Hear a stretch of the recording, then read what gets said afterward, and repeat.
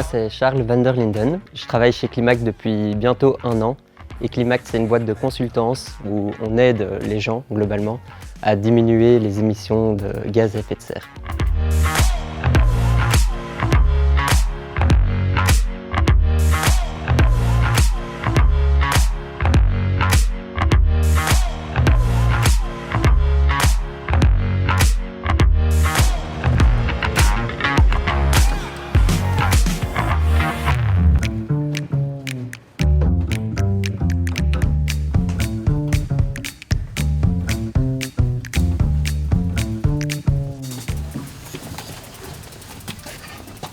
Les gars.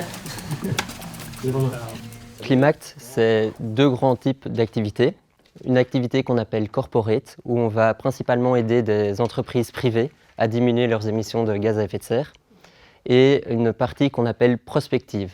Et là, on va travailler à une plus grande échelle, donc à l'échelle d'une région, d'un pays ou d'un continent, dans le même objectif d'aider à diminuer les émissions de gaz à effet de serre.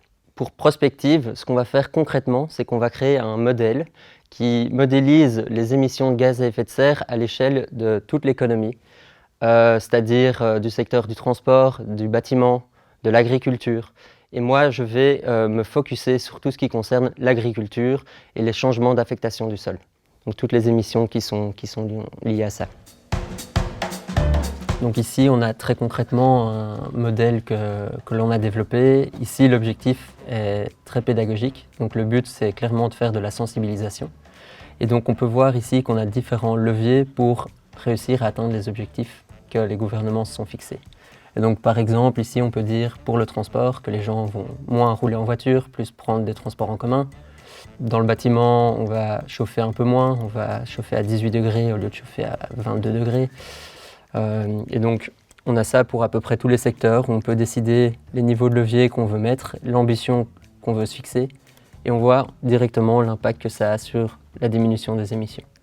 Donc on va dire que les gens vont manger beaucoup moins de viande qu'aujourd'hui et qu'on va mettre en place des pratiques agricoles beaucoup plus agroécologiques. Et donc on voit ici petit à petit les émissions qui diminuent. On a d'autres outils qui ici, par exemple, sont beaucoup plus professionnels, où le but ici, c'est pas de faire de la sensibilisation, c'est clairement d'aider des décideurs à atteindre leurs objectifs. Et donc, encore une fois, on a toute une série de leviers liés aux différents secteurs. Et on peut voir aussi que les leviers sont beaucoup plus détaillés. Donc, on a une granulométrie beaucoup plus importante. On peut par exemple jouer spécifiquement sur la distance parcourue par les passagers, sur la distance parcourue par les marchandises, etc.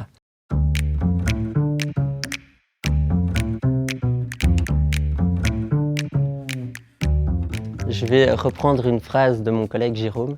Le matin, quand on se réveille et qu'on travaille pour Climact, on a un seul objectif, c'est à la fin de la journée, avoir diminué les émissions de gaz à effet de serre d'un pays ou d'une entreprise. Et donc ensuite, concrètement dans les faits, ça se matérialise de façon assez technique, c'est-à-dire qu'on va passer la plupart de notre temps derrière notre ordinateur à collecter des informations dans des bases de données, à les inputter dans des Excel ou dans d'autres logiciels qu'on utilise pour faire tous nos modèles. Et ensuite, pour les projets corporate, on a aussi toute une dimension avec les clients, où là, on doit s'assurer que les clients ont bien conscience de l'ampleur des enjeux. Et donc, via des réunions où on va essayer de les sensibiliser sur la question, on va faire en sorte que les clients atteignent des objectifs qui sont compatibles avec ce que les pays se sont fixés, c'est-à-dire d'être neutres en carbone d'ici 2050. Moi, j'ai depuis toujours un besoin de rendre service à la société.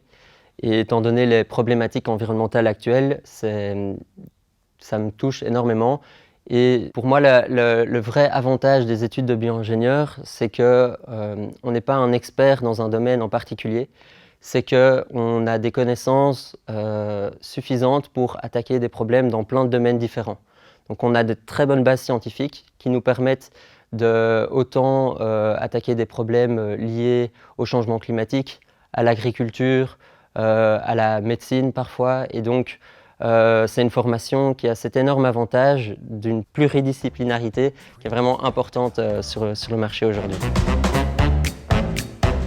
Je suis vraiment content de voir qu'il y a de plus en plus d'étudiants en bio-ingénieurs parce que pour moi, ça reflète qu'il y a une réelle conscientisation sur tous les enjeux environnementaux qui ont lieu en ce moment.